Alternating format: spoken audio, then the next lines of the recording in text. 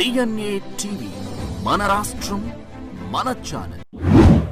అంటే ప్రధానంగా కనుక గమనించినట్లయితే మీరు ఈ డిపార్ట్మెంట్కి సెక్రటరీగా బాధ్యతలు చేపట్టి 6 నెలలు అయింది మ్యాక్సిమం. అదేవిధంగా మంత్రి నారా లోకేష్ గారు 2 సంవత్సరాలు అవుతుంది. ఈ 2 సంవత్సరాలు మ్యాక్సిమం 2 సంవత్సరాలు, మీరు వచ్చి 1 ఇయర్. ఈ కాంబినేషన్లో గడిచిన 12 సంవత్సరాలకు సంబంధించినటువంటి రికార్డుని, అంటే ఇంటర్మీడియట్ విద్యా వ్యవస్థలో ఆ ఫలితాలను కంటే బీట్ చేశారు. ఇది ఎట్లా మీ ఇద్దరికి కాంబినేషన్ కుదిరింది అనుకోవచ్చు? అదేవిధంగా ఎటువంటి ప్లాన్స్ చేశారు సార్ మంత్రి గారు కానీ మీరు కానీ ఈ రిజల్ట్ సాధించే ప్రక్రియ? అంటే ఆనరబుల్ మినిస్టర్ గారు ఎప్పుడు కూడా స్టూడెంట్ ఓరియంటేషన్లో, స్టూడెంట్ ఫోకస్గా, ప్రైవేట్ పాఠశాలలకి దీటుగా గవర్నమెంట్ కాలేజ్ రిజల్ట్ కూడా ఉండాలి. దిస్ ద బెస్ట్ డైరెక్షన్ జనరల్గా మాకు ఇచ్చే direction.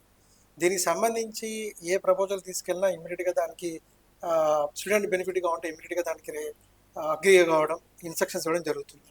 And more over weekly or by weekly or 15 డేస్కి ఒకసారి డెఫినెట్గా రివ్యూ చేస్తారు.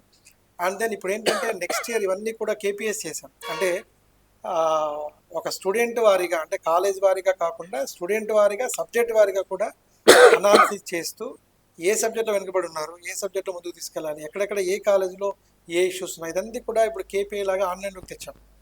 సో ఇవన్నీ చేస్తూ ముందుకు తీసుకెళ్తున్నాం. కాబట్టి ఈసారి గవర్నమెంట్ కాలేజెస్లో దాదాపు 7% ఇంక్రీజ్ వచ్చింది.